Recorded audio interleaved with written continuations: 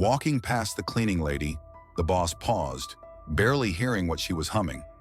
And when investors called her to negotiations, they froze. We welcome you to the channel and invite you to watch the video with our new original story. Does it take much intelligence to mop floors? Turns out, yes. Here the direction of movement is important, and the rag will have to be thoroughly rinsed and not to collect garbage in corners. It only seems that any fool can handle such a seemingly trivial task at first glance.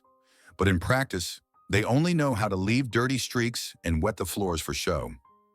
That's what Estrella was thinking about, wielding a mop in a huge office in the evenings.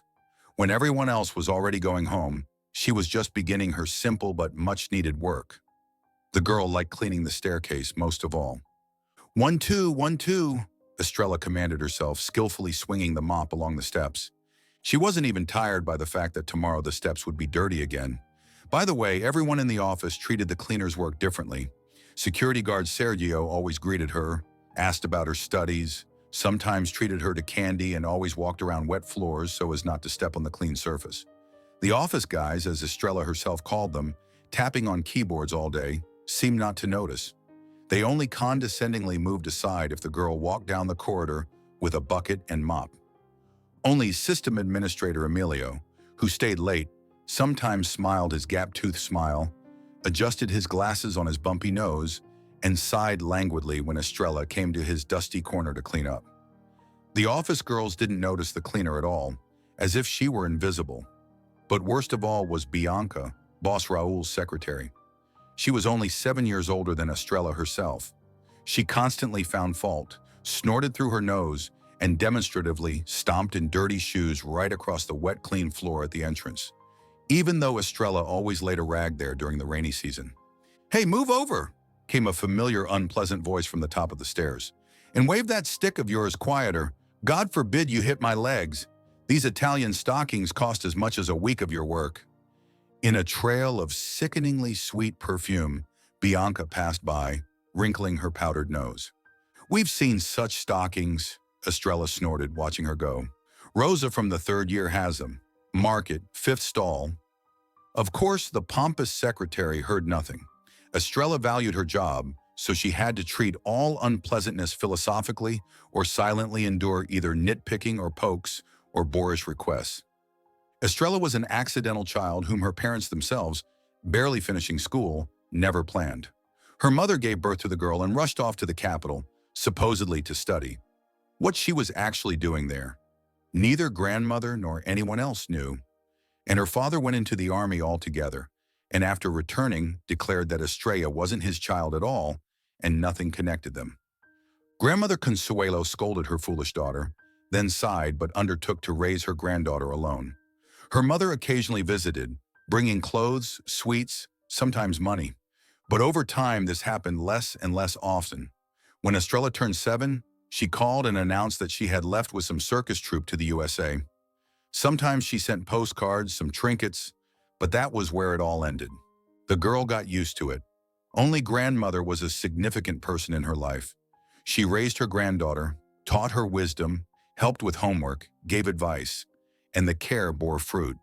From an early age, the girl awakened a talent for studying foreign languages, phenomenal memory, and intuitive understanding of rules. Consuelo realized that such a gift was worth developing and hired a tutor for her granddaughter, even though it was an expensive undertaking. However, all the efforts paid off when Estrella passed entrance exams and entered a prestigious university at the foreign languages faculty. The studies were not easy. 3 languages at once: English, German, Italian. Her head was swelling, and all free time went to homework. Once Estrella was returning home from classes, and the head of the cultural center where grandmother worked part-time, despite a decent pension, called her. The woman reported that Consuelo had slipped, ended up in the hospital with a bruise and sprain. Estrella, frightened for her grandmother, immediately ran to her, but fortunately everything turned out fine. "Granny, why are you overworking yourself there? Stay home, rest, walk around," the girl said, sitting by the elderly patient's bedside. "Daughter, they count on me, and they pay well." "Even though I'm old, I want to be useful," the pensioner stubbornly insisted. "Granny, don't worry. I'll work instead of you." Just no more heroics, okay? Estrella suggested with a smile. Consuelo still resisted, saying that studies were more important than mopping floors, but under pressure from her granddaughter, who possessed an equally stubborn character, she finally gave in. That's how Estrella started working part-time after classes. While mopping the floor, she listened to lectures and rules in headphones so as not to forget anything. One day she was met at the threshold by a sad head. They cut us down, Estrelita. Such institutions are not needed in the city nowadays, the woman answered the girl's silent question. But don't think I'm shameless. I'll help all my girls get settled. Estrella didn't have time to open her mouth when the former head pulled a small notebook from her purse, wrote something in it, tore out a sheet and handed it to her. Here, call today, ask to be hired. My brother Sergio works there as a security guard. You'll do the same thing, and they pay much better, the woman chattered. They hired the young girl almost without looking. Apparently, there was no queue of people wanting the position of cleaner at the construction company. That same day, they issued everything necessary and asked her to start her duties as soon as possible. And Estrella immediately understood why. In some far corners of the office, it was so dirty that she even put on a mask to avoid breathing dust. It was only later that the girl learned that before her, some half-blind grandmother had also worked here, who terribly slacked off. And the management gave the order to hire a new cleaner, younger and with 100% vision. The employer was interested in nothing else. The girl thought it was for the better. The less they know, the sounder they sleep. Gradually, Estrella studied all the inhabitants of the office. Ordinary workers somehow weren't memorable, but having once seen the head of the company, Estrella immediately understood who it was. Raul was collected, stern, and instantly commanded respect, despite the fact that he often came to the office in jeans and t-shirts, not following the dress code he himself had established. And the new cleaner also immediately remembered his secretary. Despite her small stature, Bianca somehow managed to look down on everyone, and in general, she occasionally behaved as if it was Raul who worked as her secretary. There was no more flattering, cunning, and unpleasant personality in the area than Bianca. However, if someone did talk about this, it was in such a way that such speeches didn't reach the ears of the red-haired secretary. Sometimes Estrella did assignments from university in the office after finishing cleaning. She put away all the rags and mops in the utility room, sat at an empty table without a computer, took out notebooks from a simple cloth bag. She set about composing texts, inventing dialogues, practicing spelling. There was something special about the atmosphere of the empty evening office. Whether it was silence or spaciousness, Estrella didn't know, but for some reason assignments didn't come so easily at home. Sometimes the girl was visited by light sadness, but then she remembered why she was working. For the sake of grandmother, who had worked all her life so that her granddaughter would get a decent education and profession, Estrella would have taken a second job, but there simply wasn't enough time. Sometimes she helped less diligent classmates for modest gifts in the form of sweets and fruits, but her tongue wouldn't turn to ask for money. Although best friend Mateo from the apartment on the upper floor constantly said, Estrelita, kind words won't fill your pocket, stop being shy. It's somehow uncomfortable after all with a comrade, the girl deflected. You have such talent. You understand this foreign gibberish from half a word, Mateo said admiringly. It shouldn't be devalued, you understand? And I bet it will still play its role in your life. Oh, if I had a drop of your audacity, things would definitely work out. Estrella grabbed the entrance bench and, sitting, began swinging her legs. The tassels from the Panama hat tied by grandmother jumped funny below. Mateo chuckled. He himself studied law and was not at all shy about speaking up in any convenient situation. Estrella greatly valued minutes with her best friend. With Mateo, it was somehow easy, simple, funny, absurd, and cozy all at once. True, they had seen each other rarely and briefly lately, but when did this ever interfere with true friendship? January rains came to replace December coolness. Mud appeared on the streets. People bundled up in light jackets, jumped over puddles and covered themselves with umbrellas from tropical downpours. Estrella hurried to work after studies. On the bus, she diligently finished writing notes on her bouncing knee and wondered when they would start practice via video link with foreign students. They spoke about this enthusiastically, with pleasant goosebumps. 19, 20-year-old second-year flirts cherished the hope of charming Europeans and rolling away to them abroad for summer vacation. Every second one wanted this, but such a thing had happened only once in all the time the practice had existed, and even then it was the other way around. A Mexican student fell in love with a German girl, and instead of going to Germany himself, he moved his chosen one to hot Mexico. The phone chimed with a message. Estrella satisfactorily stuck her pen into the notebook spring and glanced at the screen. Grandmother had finally gotten comfortable with online correspondence on social networks. The girl smiled, remembering how she taught her elderly relative to navigate the interface of the simplest messenger. The bus swayed. The sound of braking was heard. Estrella got off at the familiar stop and hurried to work. Today, after the rain, the floors in the office would be dirtier than usual. Sergio habitually greeted the girl at the entrance. Estrella nodded to him, ran to change in the utility room where the mop and rags lay. Plugging in headphones with another audio lecture, the girl set to work. Now the corridor was clean, the first office worker's room, the second. On Emilio's table was an empty chip bag and some sticky stain on the floor under the chair.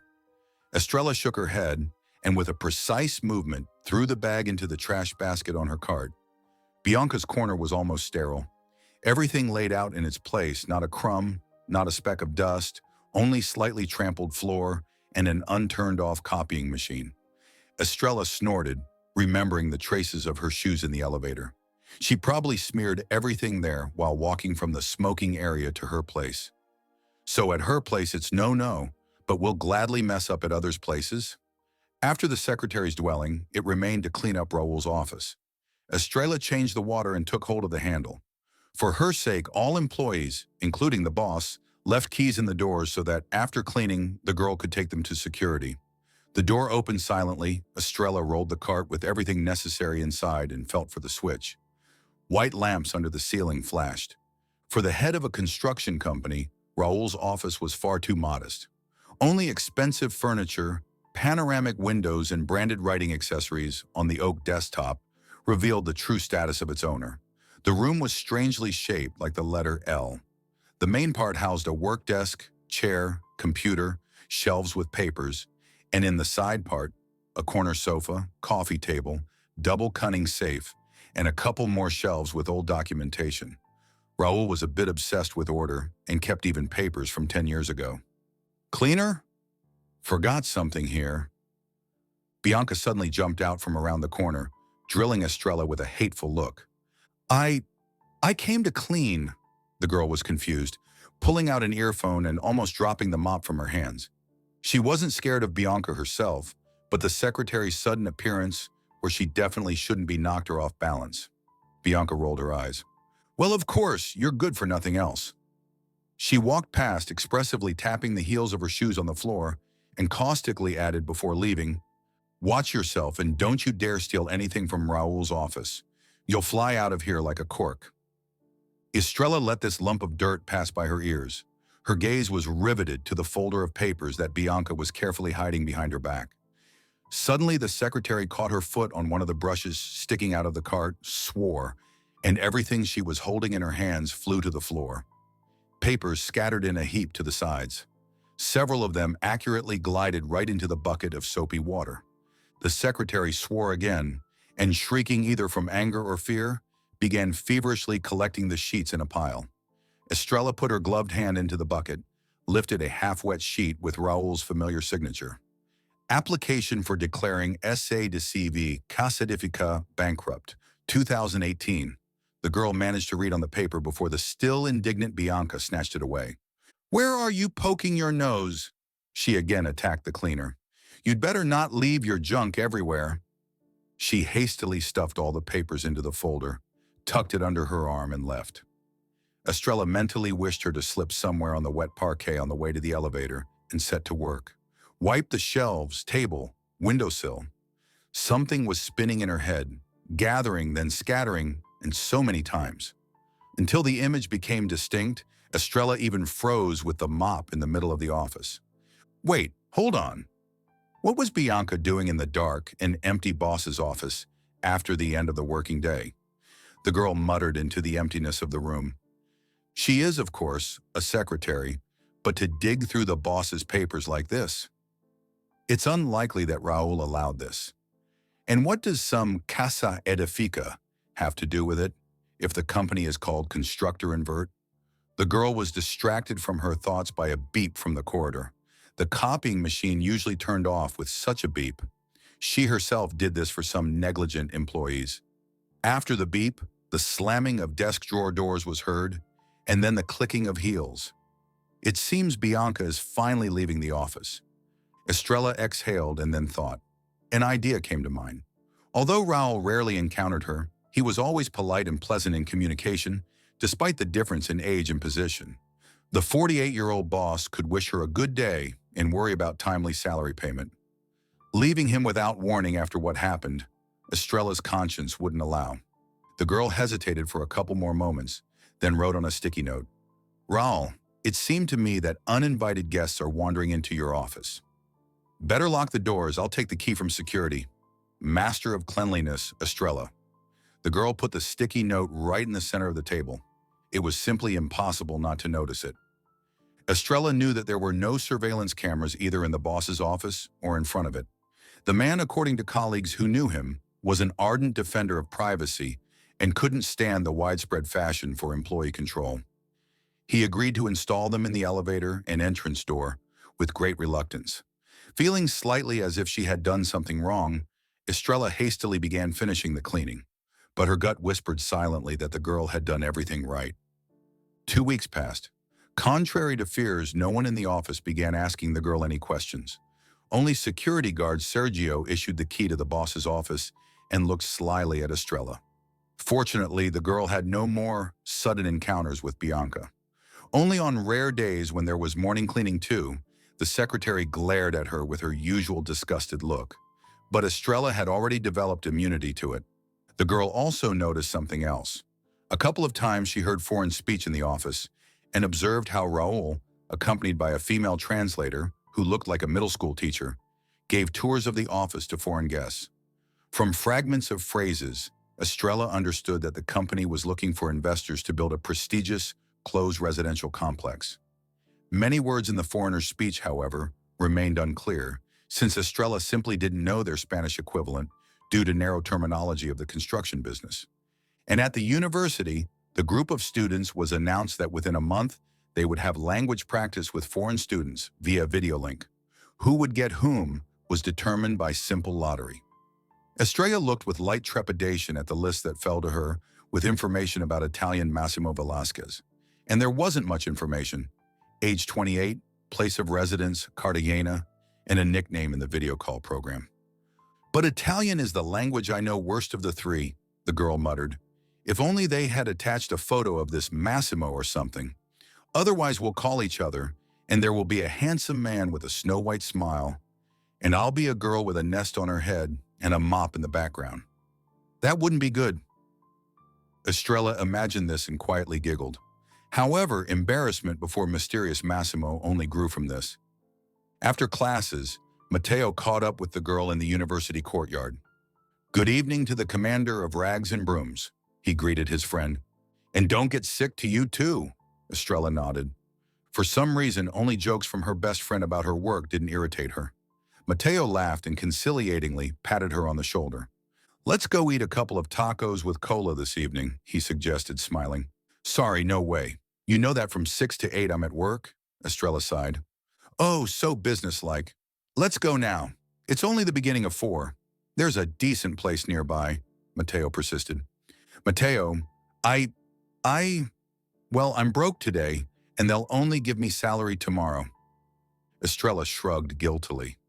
She experienced this unpleasant feeling every time, standing in front of a shop window with beautiful clothes, in front of a counter with cakes in a confectionery, before any holiday when friends invited her somewhere.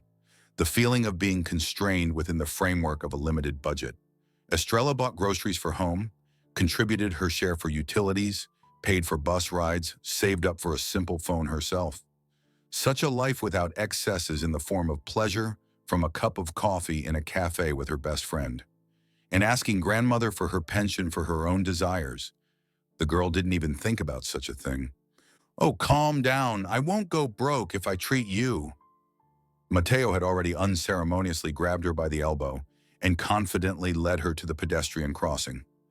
Estrella weakly tried to resist, but arguing with a future lawyer was useless. He only pushed his line harder, and besides, he gripped her elbow like a tick.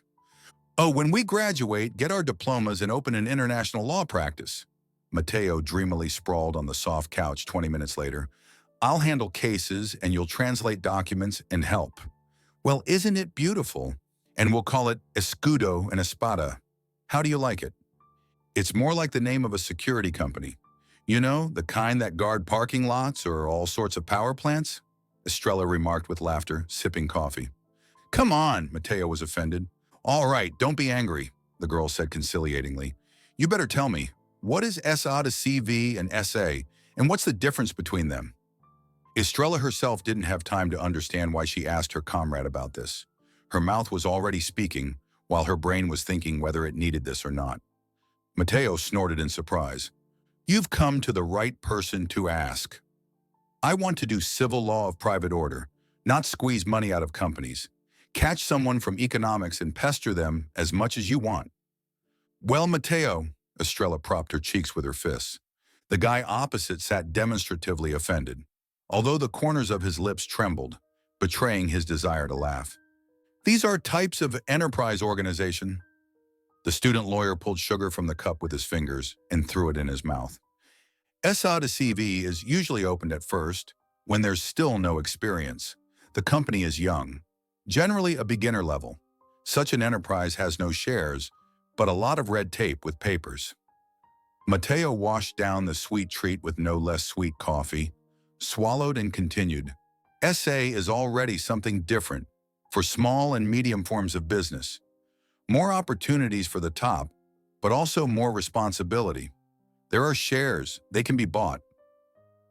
"Wait," Mateo squinted. "Why do you need all this nonsense?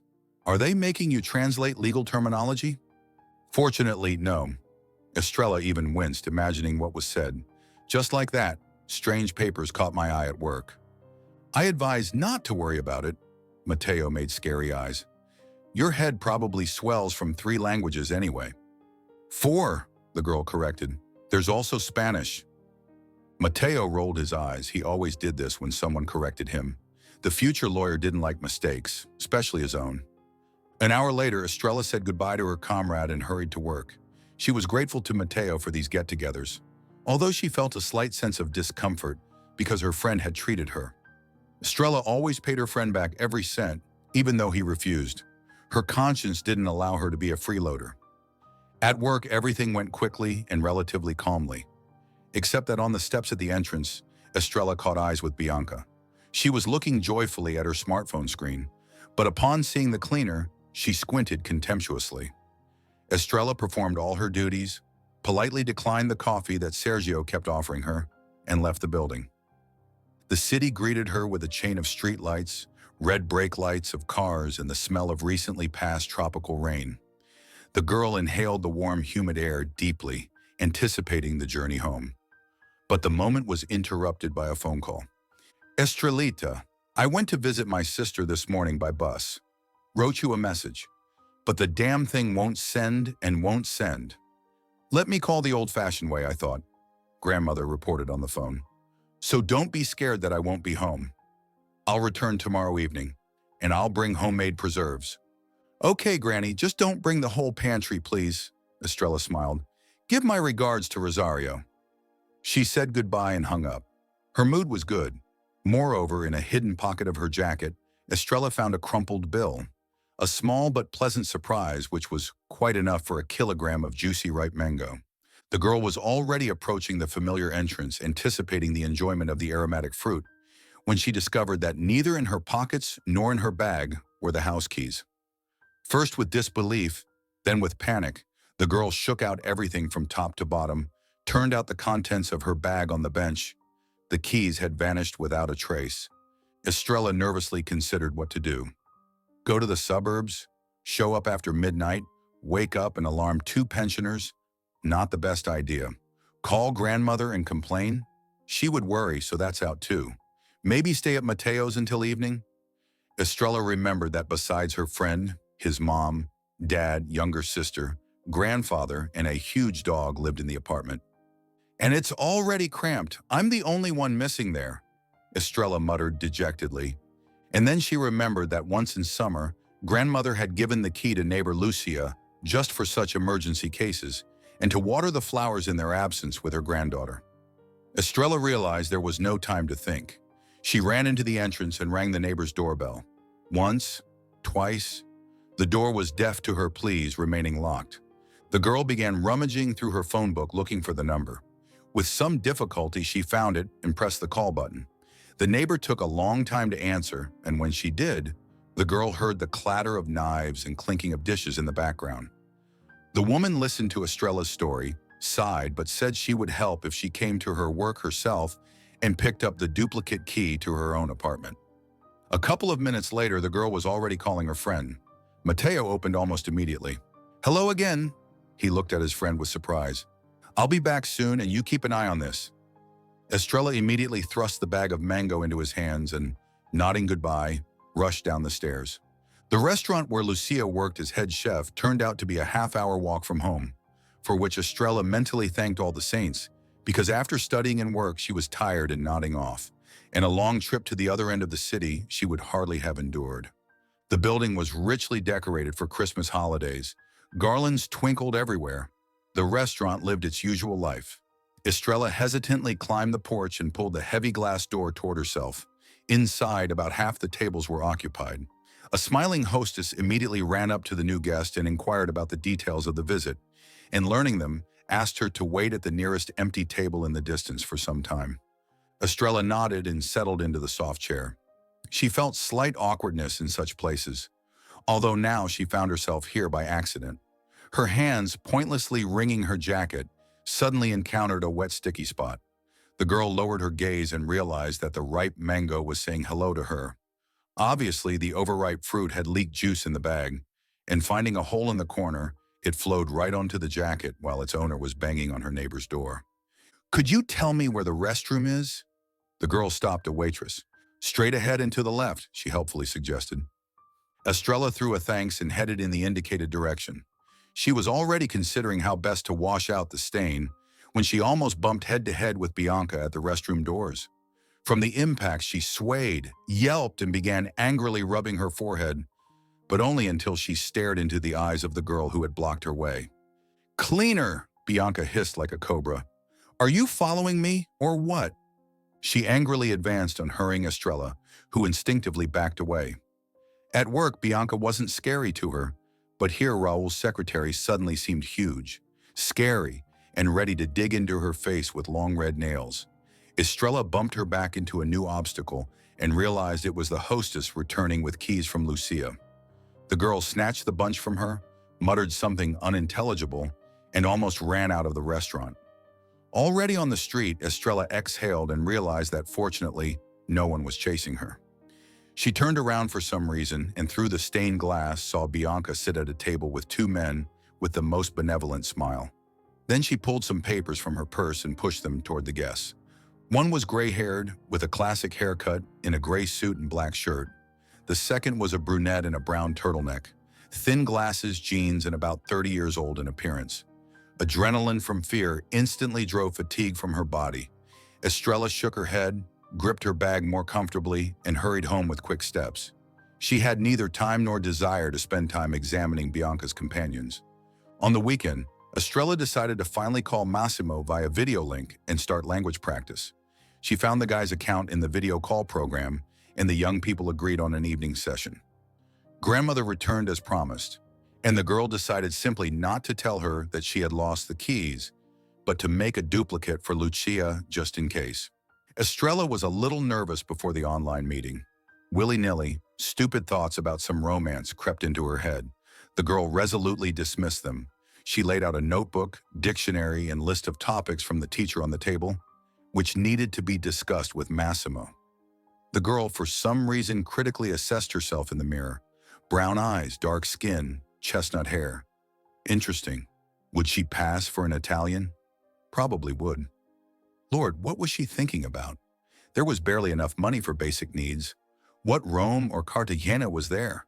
At most, the Gulf of Mexico coast, and even then in summer. Estrella shook her head as if wanting to throw out everything unnecessary from it and began setting up the program. However, the old laptop acted up, straining with the fan in the case. The camera on the girl's side wouldn't turn on at all. After fighting with the stubborn machine for several minutes, Estrella dejectedly wrote in the chat with Massimo that he wouldn't see her.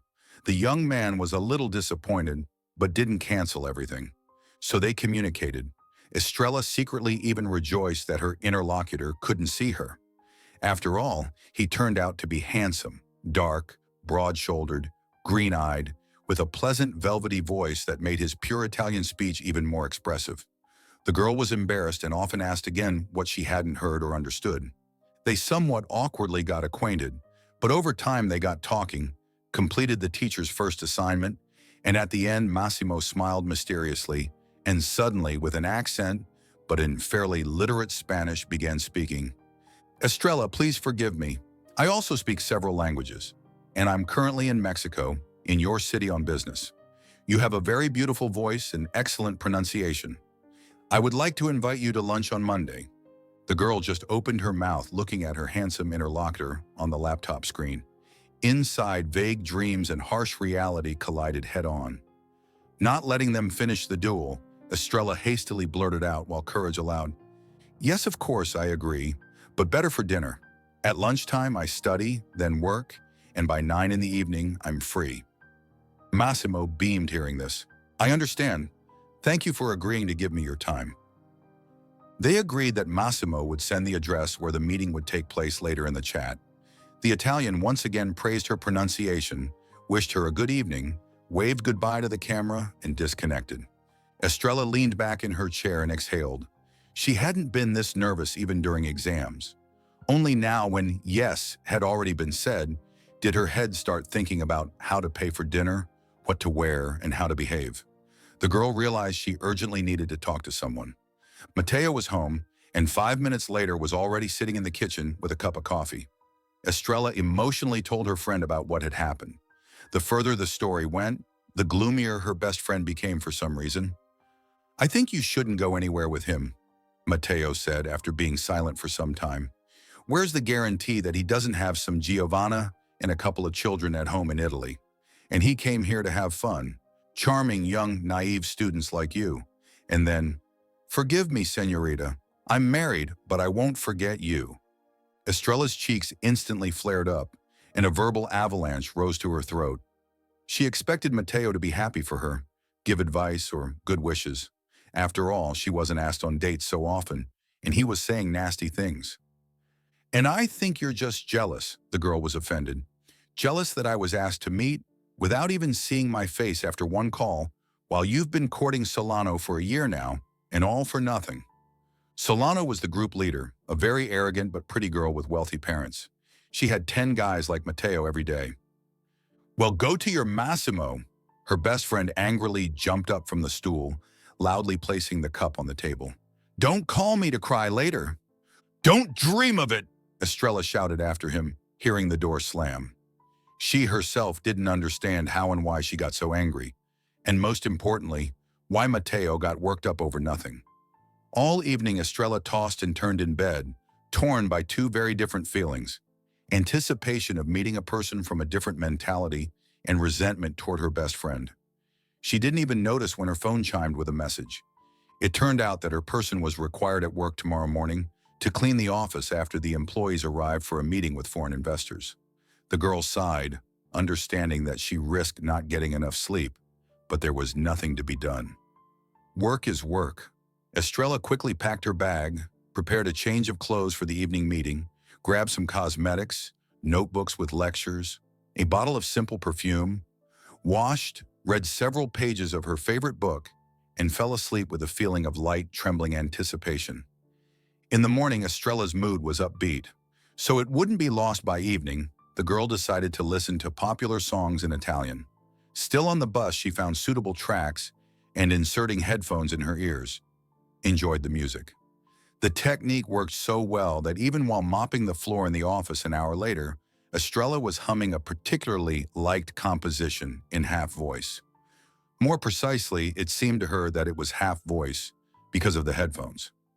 Raul was confused and almost angry. Any minute an Italian investor would arrive at the office, and he had no translator for such an important meeting. Carmen, who had helped until this day, called the day before, and with a hoarse voice reported that she had caught a terrible angina and couldn't possibly attend the meeting. In less than 12 hours, Raul had to find a person who spoke Spanish and Italian fluently, which was, to put it mildly, difficult. The company director demanded that the management staff get him a translator by 9 in the morning, even if they had to dig one up from underground. Bianca monitored classified ad sites almost all night and came to work with a thick layer of foundation on her face, wanting to hide her sleeplessness. The HR department feverishly called everyone who had ever applied for a similar vacancy. Translators were found, but none of them could arrive at the office within an hour. As a result, time was running short, and the important meeting hung by a thread. Raul nervously wandered the corridor with phone in hand, remembering which partners and acquaintances he hadn't yet called. And then pure, almost flawless Italian speech, or rather singing, reached the man's ears. He turned and noticed the young cleaner who was dancing to the beat of her own voice, moving the mop across the parquet. With effort, Raul remembered the girl's name. Estrella, forgive me for inadvertently becoming your listener. He waved his hand, attracting the cleaner's attention. Raul, Estrella embarrassedly pulled out her headphones. I disturbed you. For God's sake, forgive me. Nothing of the sort, the man stopped her. Better tell me, do you speak Italian as flawlessly as you sing? Well, Estrella hesitated. I wouldn't say flawlessly, but definitely somewhat above advanced level. Raul beamed and grabbed her by the shoulders, smiling broadly. Estrella, you are my salvation, or rather the salvation of my company. Please work a couple of hours as a translator. Extra pay, vacation, anything. Just help us out, the man begged her. And the cleaning. The girl almost lost the power of speech from such a proposal. Drop all that! He waved away her words like shooing flies. Do you have something to change into? A shirt or blouse? If not, Bianca will provide one. Please hurry. I'm waiting for you in my office in 10 minutes. Estrella sat on a chair next to her boss. The blouse and trousers she had taken for the evening came in handy where completely unplanned. Hair pulled back in a high ponytail, eyelashes lightly tinted with mascara, and thick eyebrows combed and arranged in a neat arch. Please don't show particular emotions, Raul instructed her. Just translate, nothing more.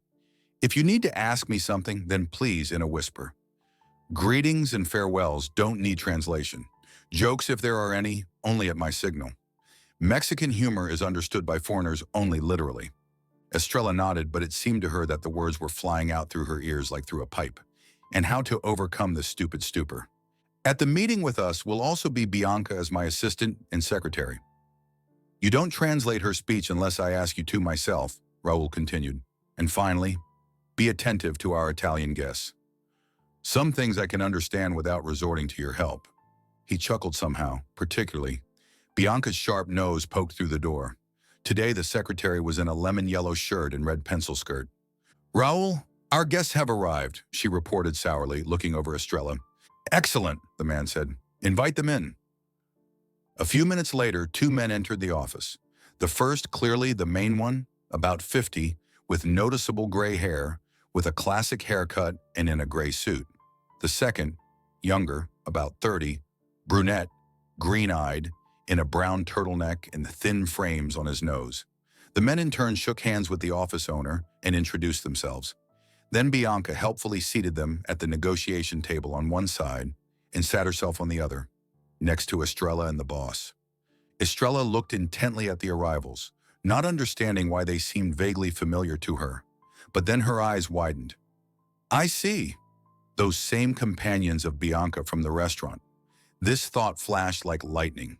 Estrella, for some reason, looked at the secretary, and she in response gave her such a threatening look, in which a bold hint was read. Keep your mouth shut, cleaner. And then, as if from afar, came another realization. In the young guest and obviously the translator of the opposing side, the girl recognized Massimo. Yes, he was dressed differently, had styled his hair differently, but his face. Estrella remembered it too well from yesterday and immediately mentally thanked Providence that her laptop camera had broken. The men proceeded to negotiations.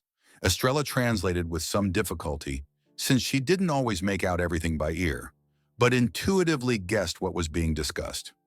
Senor Osvaldo Hernandez turned out to be an Italian businessman who had inherited a substantial sum. Being a shrewd person, he was looking for projects where he could invest this money with the prospect of subsequent profit. And why doesn't Senor Hernandez want to invest money within his own country?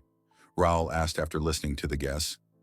Massimo leaned toward his companion, and he slyly sighed, smiled slightly, and began speaking. Senor Hernandez is not entirely satisfied with his country's taxes, which he would have to pay in such a case. Estrella explained the Italian's answer. He believes that Mexico has more prospects. And of course, Senor Hernandez is right, Bianca interjected with a wide smile, looking at the gray-haired Italian and his translator. The men moved on to discussing contract details, sums, figures, terms, payments, dividends in case of different speeds of selling the built houses. Estrella obediently translated while involuntarily observing the guests. The Italians smiled a lot, exchanged glances after each of Raul's phrases. The girl got the impression that Osvaldo understood what was said even before Massimo translated it. At the same time, Estrella noted that sometimes Bianca threw pointed glances at the foreign guests, clearly giving some signals. And only Raul, studying papers simultaneously with the negotiations, didn't see this. Estrella instinctively made her voice lower and slower so that Massimo wouldn't recognize it. And she was also glad that her boss had introduced her as Maria. Apparently, to simplify communication for foreigners if necessary, the meeting was confidently heading toward signing a contract. Everything was so smooth and satisfied both sides that even the most fastidious wouldn't have found fault. Raul, this is the most profitable and convenient offer for our company, Bianca chattered tirelessly. If we start construction in a couple of months, the first sales will start already at the beginning of summer. In a year, with increasing construction pace and a good advertising campaign, we'll be able to launch another project already on internal financing. The man nodded approvingly, agreeing with his secretary. Estrella felt nauseous for some reason, although Bianca's words sounded more than convincing. She saw that Raul was about to sign the contract, that Hernandez was smiling somehow, too contentedly. Wait, she said when the contract was already lying before her boss and was open to the last page with details and signatures of the parties. What's the matter? Raul turned his head to Estrella in surprise. Bianca, with an extremely displeased face, leaned out from behind the boss and invisibly drew her thumbnail across her throat, as if hinting that she should be quiet. The longer the meeting went on, the more acutely Estrella felt that the foreign guests were definitely somehow connected with the secretary, and that Raul absolutely couldn't be allowed to conclude this contract. Can we step out? The girl asked in a slightly trembling voice. The man nodded briefly. Estrella apologized to the guests for this absence in Italian, and she and Raul went out into the corridor under Bianca's already poorly concealed angry and irritated gaze. Estrella, you're ruining the deal of the year for me. Please explain yourself, the boss strictly demanded, looking down at the girl. What followed was a story about what was seen in the restaurant, and that shortly before this, Bianca had been caught digging around in the boss's office. Raul listened to her skeptically, but the further the story went, the more the displeasure on his face was replaced by thoughtfulness and suspicion. Estrella only kept quiet about the fact that Massimo turned out to be her language practice partner. I think we'll postpone the meeting with our Italian partners for a couple of hours, the man finally said after being silent. You're right. Now, I also have some doubts about its transparency. We need to figure out whether they're unfounded. The Italians were not thrilled about the break, but agreed to wait. Bianca, white with anger, escorted them out of the office and advised them to have lunch at a restaurant nearby. Raul demanded her for an audience after this. Pray now, cleaner, Bianca hissed, passing by the confused Estrella and painfully jabbing her with her elbow.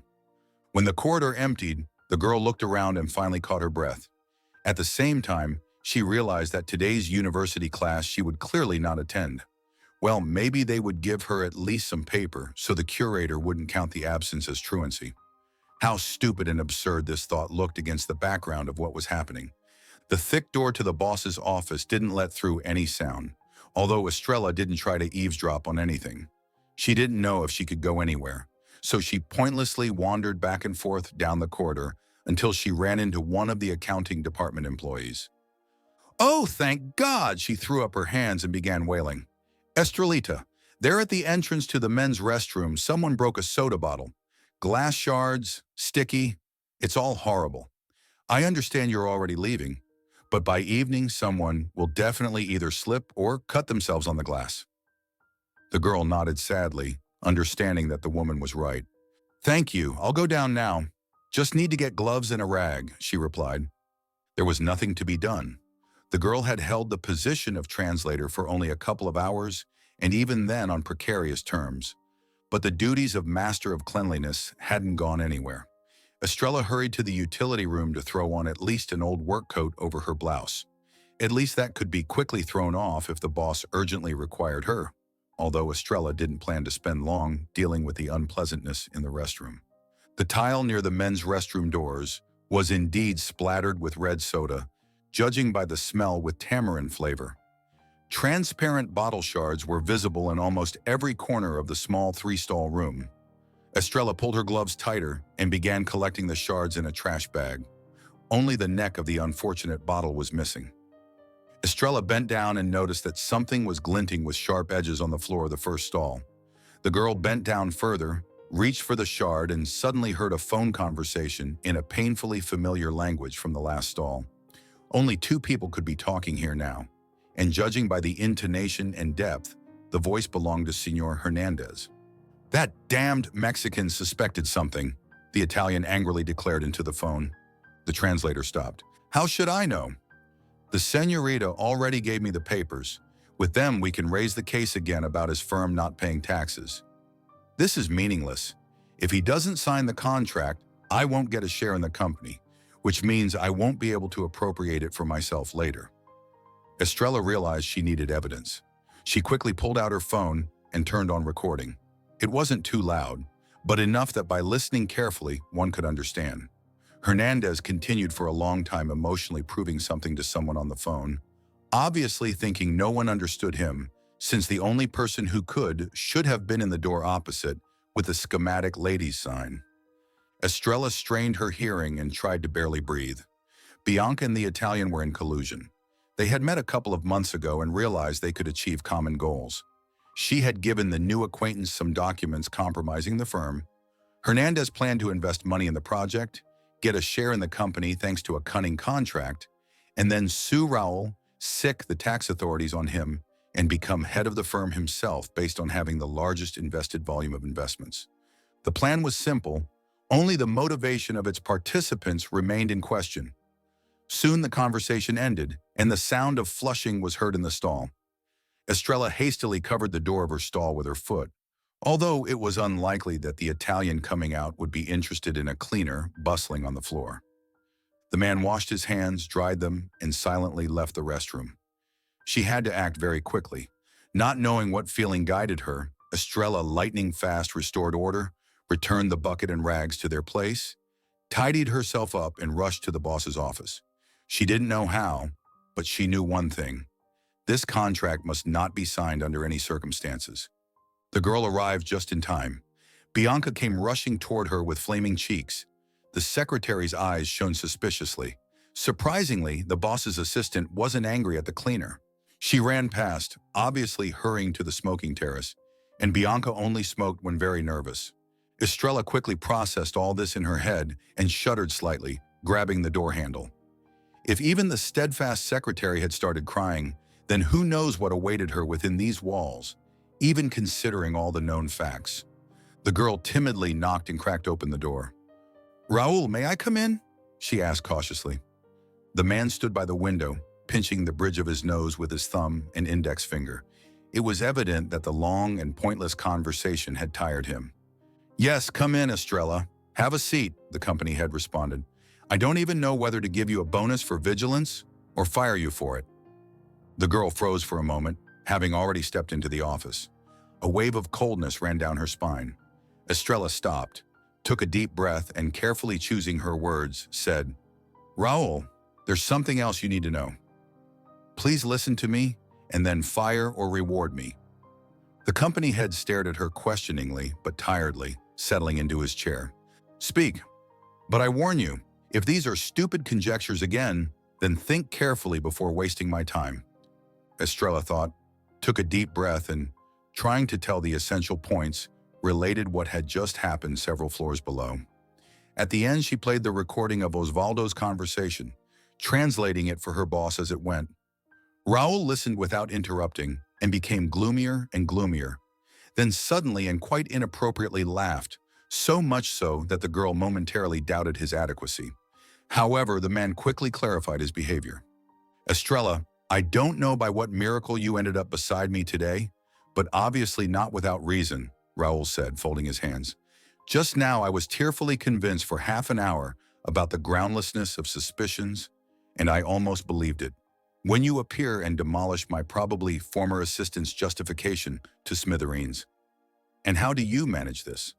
I didn't do it on purpose," the girl blurted out for some reason.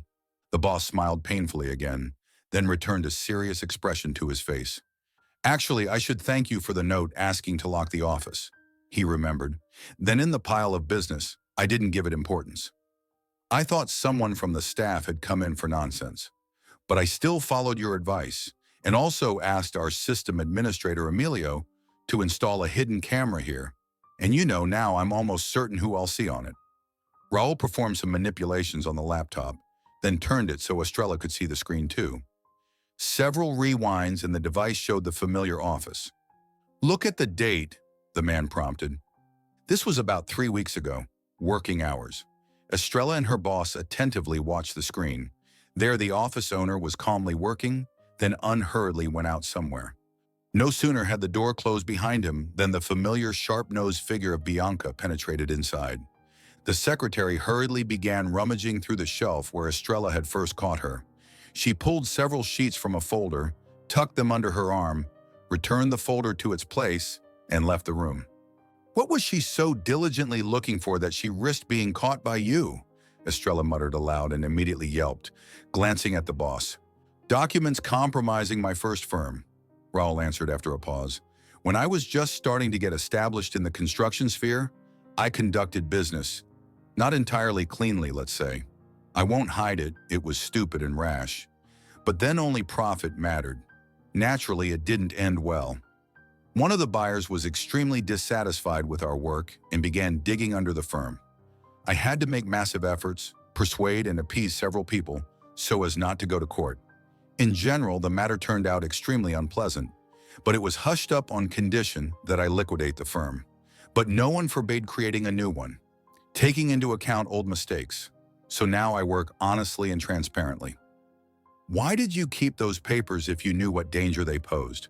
the girl asked a reasonable question. "Upbringing is to blame," Raul sighed. "What if something happened? And I have nothing in hand. Wait, how did Bianca even learn about this story?" Estrella began reasoning more boldly. "I doubt you told her just like you told me today. You were drawn into this story by chance. But Bianca..." The man stumbled, obviously choosing his wording. "She came to work here 5 years ago and obviously was looking in parallel for a good match to marry and get established, and saw me as that match." "You?" Estrella was amazed. "But you're married." "Married," Raul nodded. "But that didn't stop her. First helpfulness, coffee to the office, sometimes with tequila. Once or twice she stayed late with me when deadlines were burning, helped. We talked about everything along the way, drank together a couple of times. Over time she began complaining that her mother was sick, that her boyfriend was hurting her. Although later I realized there was no one there at all, and I went and blurted out about the firm's story. So half a year passed, we had a Christmas corporate party, and she openly began pestering me there." The man sighed. It was evident that it wasn't easy for him to admit his weaknesses. "But I realized that a pretty young woman wasn't worth my marriage. I rejected her, and the girl almost burst into tears. I didn't fire her then, took pity. She knew her work after all, was quick, caught everything on the fly. But I told her to forget about looking for a man within the walls of my firm. She took unpaid leave, returned, and we both pretended nothing had happened. So she worked without complaints. But it turns out she didn't forgive the rejection. Raul finished the story. Not only did she decide to frame me in court with the Italians, but also to harness my firm. And I think Bianca's relationship with Senor Hernandez is far from friendly. How cunning female resentment can be, Estrella concluded. And how funny that I was saved from a fatal step by an ordinary, clean master of cleanliness, Raul corrected himself. Estrella, however, we've talked too much, and time is pressing. The foreign guests need an answer. Please do me a favor, finish playing the role of translator. The girl smiled slightly and nodded. A week later, Mateo, Mateo, stop, wait, was heard behind the guy walking home after classes. Mateo turned around, hearing the familiar voice. The corners of his mouth went up by themselves, although he shouldn't do that. After all, he was still offended by that stupid quarrel. Oh, barely caught up with you, Estrella stopped, breathing loudly. You could have come home if it's such urgency, the guy cautiously joked. Mateo, Estrella raised her eyes to him and adjusted her slipped hat with her gloved hand. Come on, enough? Let's make up. I have so much to tell you. How I went on a date with my Massimo, for example. He couldn't resist teasing again. Estrella huffed. She really missed her friend and was set on making up. And Mateo was being coy like a girl of marriageable age. I didn't go anywhere with him, if that makes you feel better, the girl snorted. But the story is about him too.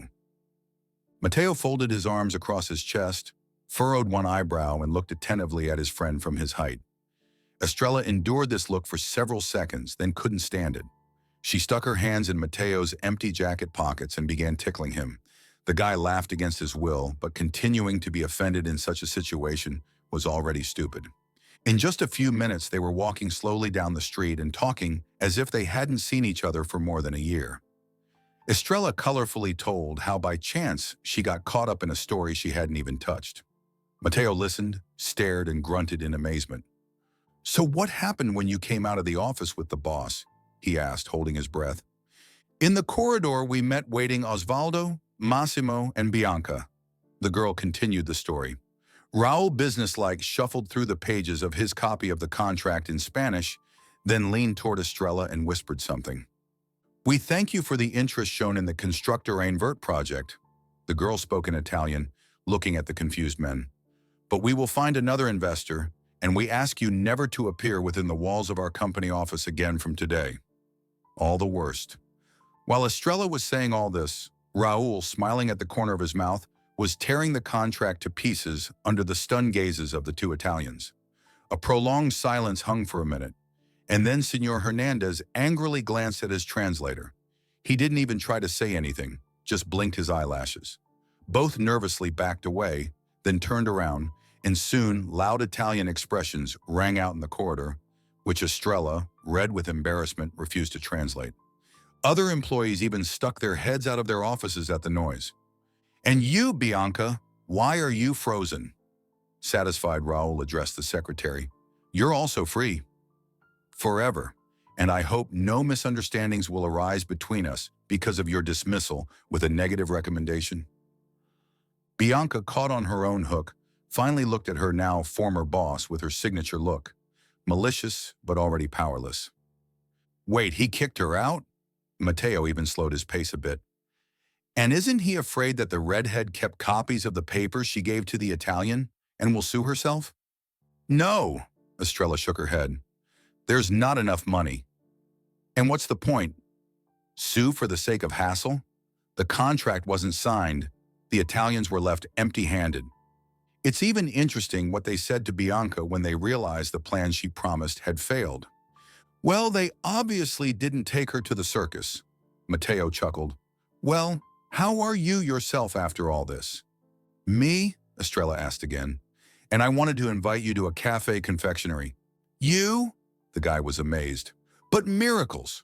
Wait, I'm probably sleeping, right? No, you're not sleeping. The girl even waved her gloved hand in front of his nose. Don't I have the right to celebrate a small promotion with my best friend?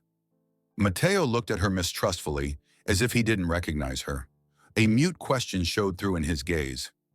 Well, first of all, I'm now the official translator of Constructor Invert Company, Estrella said. Raul wants to expand connections despite what happened. He even hinted that maybe I'll go with him to Europe in summer. And second, I was hired as a tutor for his daughter. I help her prepare for her English exam, and I've already received my first payment for it, by the way. Estrelita, you're just great. Admiring, Mateo couldn't restrain himself, caught his friend around the waist, hugged her, and lifted her above the sidewalk. When the embrace ended, both looked somewhat embarrassed. And Massimo? You need to complete language practice with him until the end of December, the guy asked quickly to overcome the embarrassment. I requested another partner for this work, Estrella answered. And here, by the way, we've already arrived. They stopped opposite a bright window behind which tables were visible. The smell of cinnamon and lemon cake drifted from the doors. Come on, well. The girl pulled her friend by the hand, already standing on the stairs leading to the entrance. Estrellita! Mateo somehow gathered himself and even straightened up. And let me invite you somewhere too. Maybe we'll go to the beach tomorrow evening? Let's go, Estrella smiled. Only I can't swim at all. I'll drown in the water. What a laugh that will be. You can drown and I'll catch you. Mateo tenderly, not at all like a friend, tucked a wayward strand of unruly dark hair behind her ear. Then he took the girl's palm and, skillfully climbing the steps, first pushed open the door to the confectionery. Estrella looked at her friend from behind, then at her hand, which he squeezed tightly with suntanned fingers, and suddenly realized that never and with no one had she felt so calm, cheerful, and cozy as with Mateo. If you're enjoying it as well, leave a like and subscribe to the channel.